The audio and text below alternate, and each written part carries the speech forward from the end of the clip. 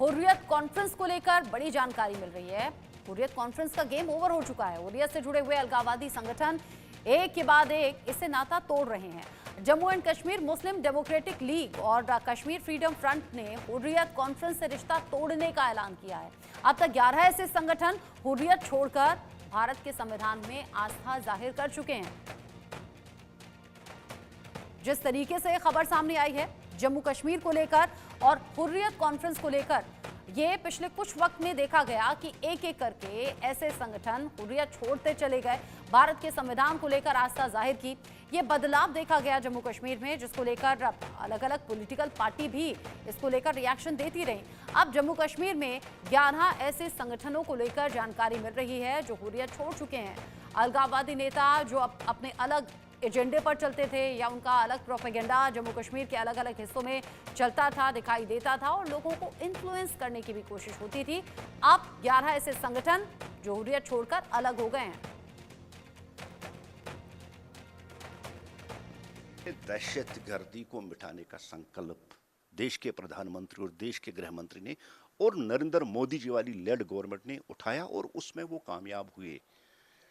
जम्मू कश्मीर, खासकर कश्मीर, जो कभी आतंकवाद की एक्टिविटीज का मैन सोर्स और मैन गढ़ हुआ था, हड़तालें होती थी, स्टोन पेल्टिंग होती थी, बम होते थे, लोगों को मारा जाता था, कैलेंडर दिए जाते थे, उस हद तक आतंकवाद और आतंक के आकाओं का सफाया किया गया है कि आज आप देख रहे हैं वो ग्रुप्स जो कल तक पाकिस्तान जिंदाबाद या नाम नेहाद आज़ादी के नारे लगा के यहाँ के बच्चों को गुमराह करना चाहते हैं, आज उनको भी इस बात का एहसास हुआ है कि ये किसी भी सूरत में होने वाला नहीं और पाकिस्तान की आइडियोलॉजी जम्मू कश्मीर में चलने वाली नहीं है। क्योंकि 14 से जो जंग छेड़ी गई उसमें शिद्दत 2019 के बाद लाई गई, जब 370 वो आर्टिकल सेपरेटिज्म और अलगाववाद की भावनाओं को उजागर करता, उस आर्टिकल को खत्म करते ही दहशतगर्दी के खिलाफ जंग बहुत ज्यादा तेज हुई है।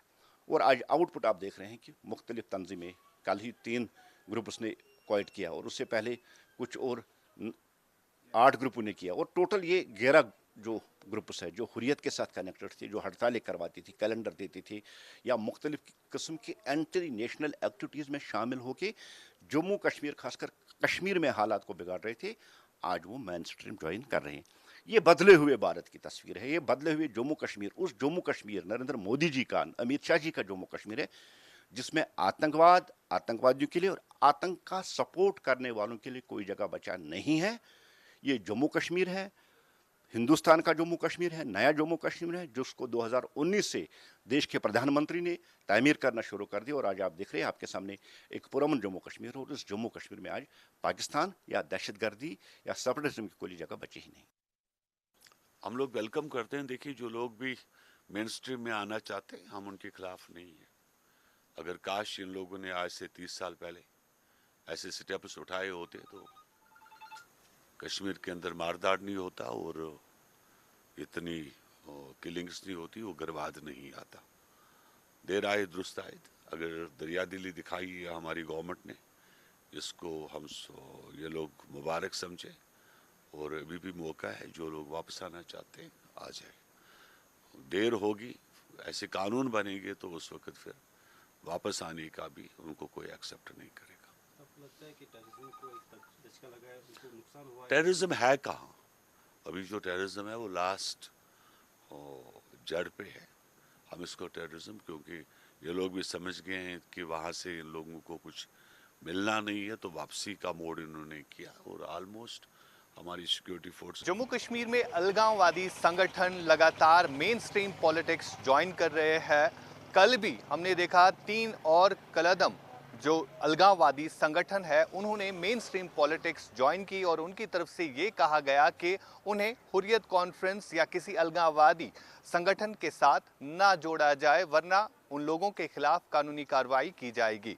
जिस जगह पर हम मौजूद है ये ऑल पार्टी श्रीनगर में हुर्रियत कॉन्फ्रेंस का दफ्तर हुआ करता था, जहां पर हम बात करें कई डिकेड से यानी बीते 30 वर्षों से ये दफ्तर जो है फंक्शनल था, लेकिन 2023 में इसे एनआईए ने अटैच किया और बाज़ाब्ता तौर पर एक नोटिस बोर्ड जो है इस पर चस्पा किया गया और तब से लेकर अब तक जो है ये बंद है, सील्ड है, यहाँ पर कोई एक्टिविटी नहीं हो रही है।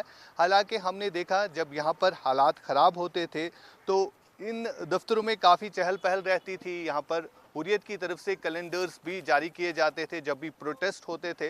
लेकिन आज कई साल हो गए, आज इन दफ्तरों के ऊपर आप देख सकते हैं इसी तरह नोटिस बोर्ड्स जो है लगाए गए हैं। अभी तक एक फिगर कहा गया है, लगभग 11 ऐसे संगठन हैं जिन पर पाबंदी आयद की गई है, जो बंद हुए हैं, और इनमें से कई सारे ऐसे संगठन भी हैं जिन्होंने मेन स्ट्रीम पॉलिटिक्स जो है वो ज्वाइन की है।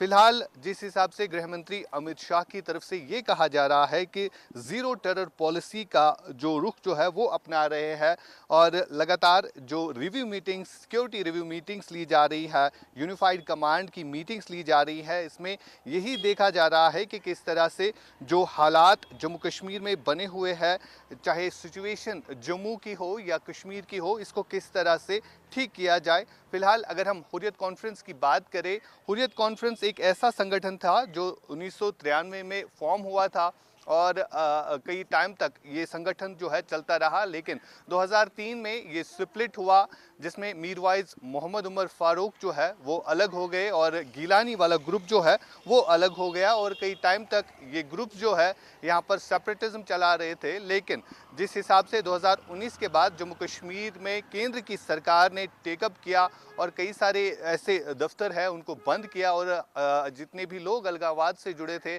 उनके ऊपर कानूनी कार्रवाई की गई। कहीं ना कहीं ये भी देखा जा रहा है कि जो स्टोन पेल्टिंग होती थी उसमें कमी आ गई, वो बंद हो गई मुकम्मल तौर पर। और साथ ही साथ अगर हम ज़ीरो टेरर पॉलिसी की बात करें तो कहीं ना कहीं जो लोकल टेरर रिक्रूटमेंट होती थी वो कम हो गई। लेकिन ख़ास बात यहाँ पर यह है कि कई सारे ऐसे संगठन है जिन्होंने मेन स्ट्रीम पॉलिटिक्स जो है ज्वाइन की। बीते हमने देखा जब असेंबली इलेक्शंस हुए या पार्लियामेंट इलेक्शंस हुए तो इनमें से कई सारे ऐसे अलगाववादी लीडर है जिन्होंने मेन स्ट्रीम पॉलिटिक्स में आकर जो है इलेक्शंस भी लड़े, हालांकि उनमें से कोई कामयाब तो नहीं हुआ। श्रीनगर से आशिक मीर, फिरोज वानी के साथ इंडिया न्यूज़ के लिए। जम्मू कश्मीर में अलगाव